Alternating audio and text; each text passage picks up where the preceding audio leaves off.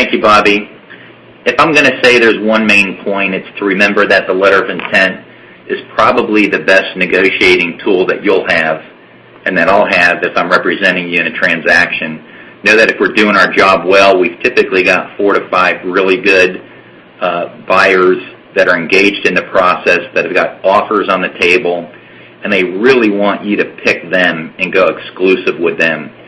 As a result of that, they're going to be more motivated and more flexible to agree to certain terms and provisions on this LOI so that you do pick them.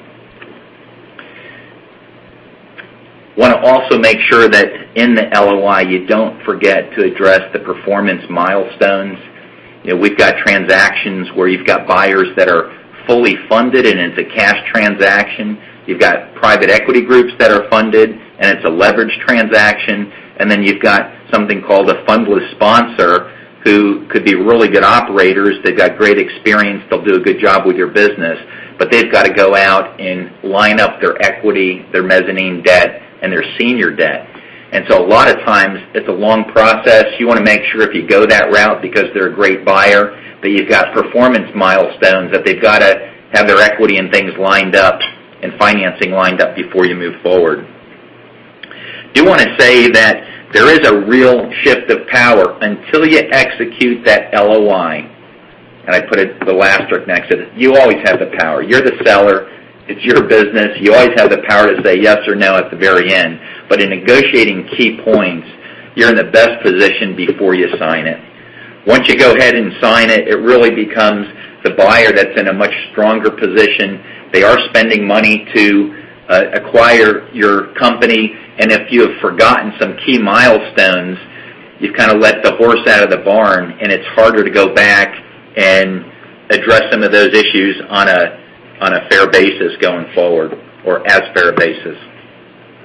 With regards to out provisions that you have in the timeline, I want to touch on a case study on a transaction that we recently closed. We ran a process. We had multiple offers come in. We had certain provisions and goals of the seller where he wanted to make sure his management team could get a good tranche of equity through this transaction with the buyer. The buyer was a strategic buyer, and they had an existing management team in place. As we're negotiating through provisions in the LOI and actually signed the LOI, we were all under the impression that that is actually what was going to happen, that the management team would really be given the amount of consideration that we expected. Through the due diligence process, we recognized that was not as strongly as intended as we initially believed, and we stopped that transaction. We pulled out and said, even though it was a great price, they would have done a great job. That was a material benefit that this business owner wanted to be able to provide for his management team. So we ran the process again, went through it, negotiated the letter of intent, did the recap, and we had a really good, successful transaction. I want to comment that working capital calculations are very important, even though you address them up front, and I strongly, strongly recommend that you do address these up front. Know that even in due diligence, you'll probably revisit it again.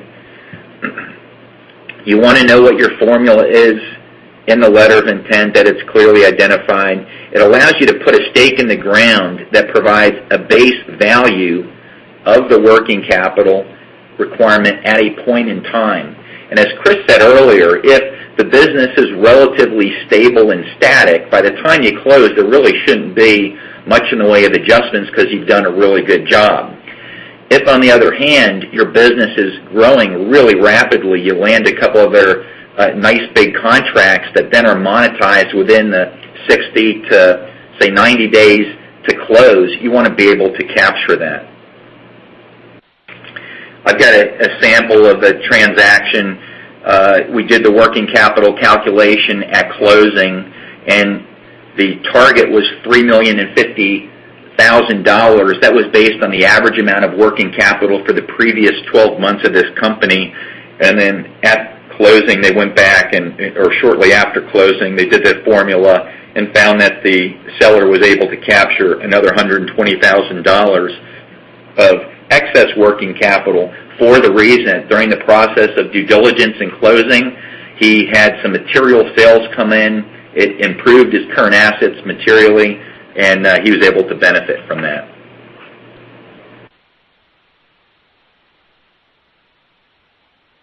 Why do owners execute LOIs before consulting attorney? I don't know why they do that. I would say we always recommend, have you had your attorney? No, I really like them. I really like the buyer. Or, actually, I know this buyer. We are in the same industry together. I know they're going to be great. I don't want to rock the boat. I want it to be easy.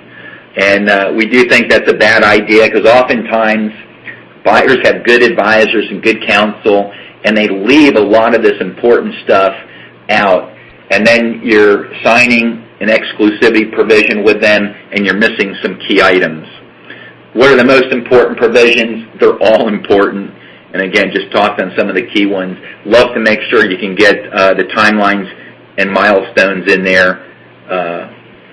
Often those are missed.